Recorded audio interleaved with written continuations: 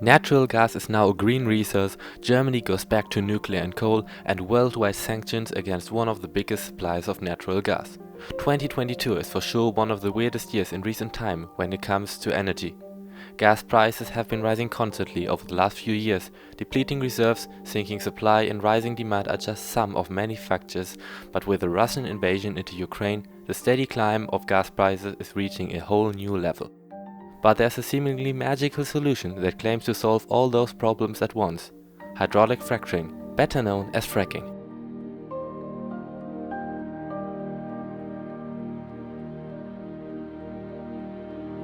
So, to dive into the question if fracking is a realistic alternative to foreign gas for Germany, we first have to take a look at how it actually works.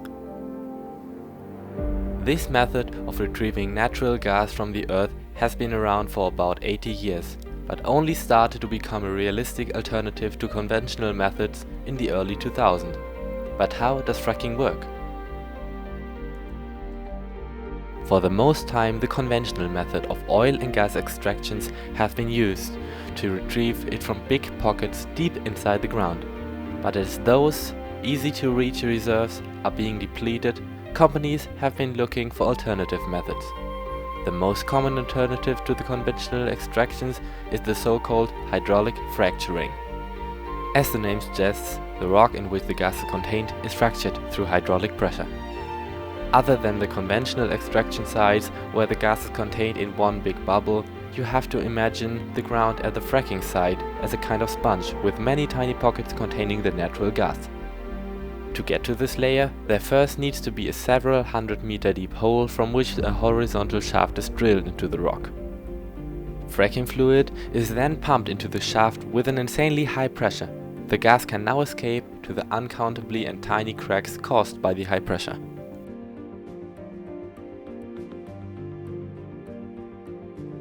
The biggest player in the fracking industry is no doubt the country of freedom and liberty. Yes, I'm talking about the United States of America. Since 1949, the US has been using fracking to extract shale gas from the earth, nowadays making up for roughly 70% of all gas produced in the United States. For that, over 2 million hydraulically fractured wells have been drilled, and the numbers are rising constantly. In 2013, the US Energy Information Administration, short EIA, released its annual outlook. You can clearly see that there is no stop of the steady increase of production in sight. This projection from 10 years ago seems frightening already, but if we compare it to the actual development of 2021, we can see that not only were those goals accomplished, they were even surpassed by roughly 30%. Exact numbers for 2022 have not been released yet, but it's pretty safe to suspect that this trend continued in the last year, especially because of the increasing demand caused by the trading restrictions with Russia. Many European countries, especially Germany, which had big dependency on Russian gas, are now looking for alternative sources. One of them is the liquid natural gas, LNG for short, that is being shipped from the US by massive tankers across the Atlantic. So why is fracking so widely used in America?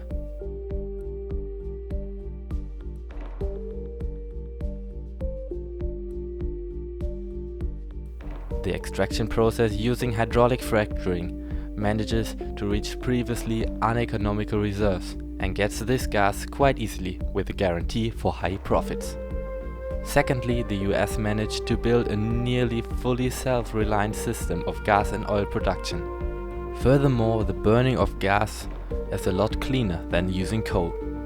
When using natural gas instead of coal, 60% less CO2 is emitted in relation to the same energy output.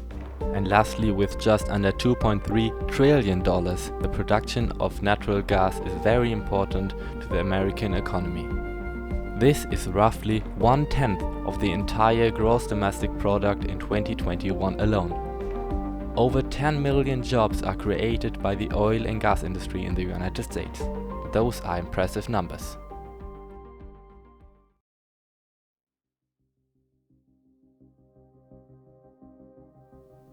But if fracking seems to solve those problems, why is it so widely debated? Well, there are many points about the dark side concerning fracking. For one, when the well is created, the shale rock is cracked by the so-called fracking fluid and very high pressure, as I explained earlier. To achieve such a high pressure over kilometers, a huge amount of fluid is required. 11 to 22 million liters of fracking fluids are needed for just one fracking well. This is the same as the daily water consumption of 173,000 people. Concerning the water shortage that we can already experience today, this is an unreasonably high amount for just one well to be fractured.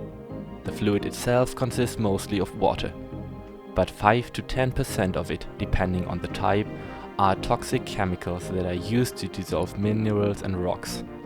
After the well has reached its lifetime, the fluid is simply dumped into the hole that is left behind, since there is no good way to dispose the chemicals nowadays. But this leads to a major problem. The borehole was obviously hydraulically fractured. The toxic chemicals can enter into the fresh water reserves and making them totally unusable. This leads to a possible intoxication of the environment and all people living in the near proximity. Another problem is the fractured ground itself. There have been many cases where earthquakes and displacements have been recorded and identified to have come from the fractures caused by the fracking. Long-term developments of this cannot be estimated yet, since seismic activity takes decades to develop. But those problems seem neglectable when it comes to the effects on our entire planet. Not only is natural gas a fossil and not renewable resource, in the process of extracting it, big amounts of methane escape into the atmosphere. Records have shown that the percentage of methane has risen dramatically since fracking started to be widely used. Methane is a greenhouse gas, 84 times more severe than CO2. That means that only a little is enough to infect our climate dramatically, and the amount measured in 2021 is more than just a little. The methane concentration is constantly rising and accelerating. With 0.15 parts per million being measured, the highest amount of CH4 in our atmosphere ever has been recorded, and the effects on our climate are devastating. The goals of the Paris Climate Agreement of 1.5 degrees are not met at all. With the current emissions, experts expect a rise in temperature of 4 to 5 degrees centigrade.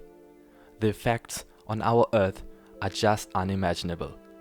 Heat waves, floods, droughts, loss of ecosystem, worldwide hunger, economic losses, coral reefs dying, a change in the currents and the death of millions of animals, plants and humans.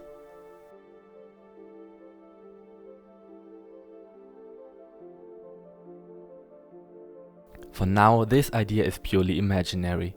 The social conservative government banned fracking in 2017. But it is still worth discussing, as Christian Linder, Minister of Finances, stated that in his opinion it should be possible to start fracking.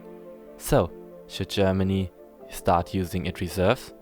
If Germany used its natural gas, it could provide up to 20 years of supply just for itself.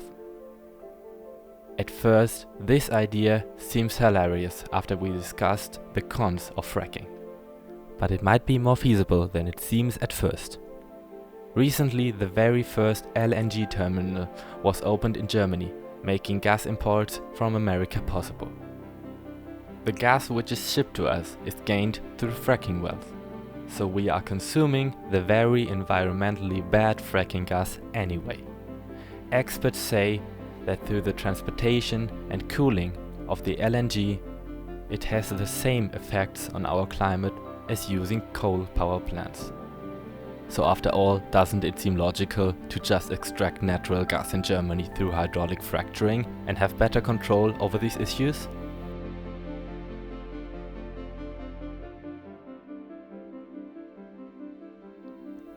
There's a clear answer to this in my opinion. No, we should not start with fracking in Germany.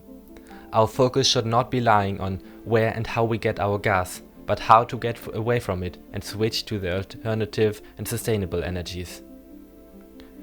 Switching was starting with a method in 2023 that has been banned in so many European countries, including Germany, that has been proven to be harmful to the climate, is just wrong in so many ways. Just because the European Union wants to act like natural gas is a clean resource, does not mean it will solve our problems with climate change, because it won't.